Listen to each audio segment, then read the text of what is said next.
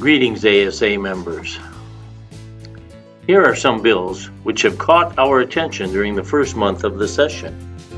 Over 140 bills concerning education have been introduced. These are the cream and the sour cream of the crop. Senate Bill 1375 and House Bill 2480, Montenegro and Grantham, bonds and overrides. The information that must be contained in the pamphlet on proposed bond and override elections must include a statement with the total dollar amount per pupil that the district received from all funding sources, federal, state, and local, for all capital and non-capital expenditures for the most recent available fiscal year. ASA opposes this as being deceptive to voters. Senate Bill 1431 and House Bill 2394, Lesko and Allen. This is the Empowerment Scholarship Accounts. It expands these ESAs over the next 4 years to all students in public schools. Beginning next year, any child who attends a public school in kindergarten or grades 1, 6, or 9 is eligible. And then gradually it expands it so that beginning in 2021 school year, any child who attends a public school in K through grade 12 is eligible. Parents will receive over $5,000 per student to spend on education of their choice, public or private, religious or otherwise. ASA strongly opposes.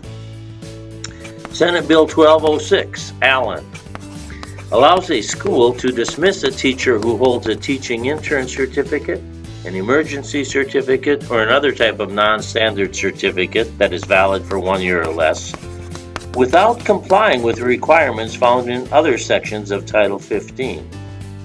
Requires that a notice of the school's authority to dismiss them be included in their contract. Senate Bill 1317, again, Allen, allows specially designed instruction. Now, that means adopting or adapting the content, methodology, or delivery of instruction to address the unique needs of a child that is in accordance with the child's IEP. Okay, so who can do that adapting? This bill says any certified teacher rather than only a special education teacher. Now, ASA does support this legislation.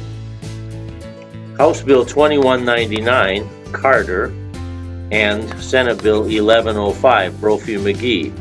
These bills appropriate $3.5 million from the general fund to the Department of Education for additional assistance for identified gifted students. The priority would be for the local use of additional assistance for gifted programs in school districts must be given to identifying and serving economically disadvantaged pupils. That would be the priority, but it could be used also for identifying other students and providing professional development for gifted services. ASA supports this bill. House Bill 2377, Representative Coleman. The model framework for teacher and principal evaluations cannot include quantitative data on student academic progress. Now remember, currently evaluations must include data on student academic progress that accounts for between 33 and 50%. This would forbid that. School districts and charter schools would be required to determine the appropriate weight of any evaluation component. ASA supports this. Senate Bill 1282, Smith. Now this is the opposite of Coleman's bill. This bill expands the use of quantitative data in the model framework to a minimum of 50%. Data sources can be AZ merit or district summatives or benchmarks. It also changes the inadequate performance to include both ineffective and developing categories. And it also mandates academic achievement data to be at least 40% of performance pay. ASA opposes this bill. Finally, House Bill 2473, Udall. This sets math competency requirements for the promotion from the 8th grade. And these would include intervention measures for students in grades 5 through 8 who do not have an IEP and who score in the bottom 10% on the math portion of AZ Merit. It appropriates over $10 million to ADE for intervention measures.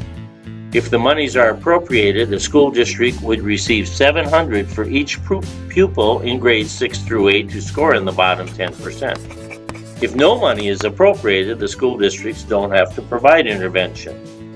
Now, the language is ambiguous, but after speaking with Udall, it's clear she intends to retain 8th graders who don't meet certain basic math skills. ASA is currently neutral on this bill because we're hoping to influence some changes. We do not favor retaining 8th graders. So, what can be done about all of these bills? Well, listen to the advice of that great philosopher, Dr. Seuss. He says, "The time for all who have blood that is red to come to the aid of their country. We've got to make noises in greater amounts, so open your mouth, lad, for every voice counts."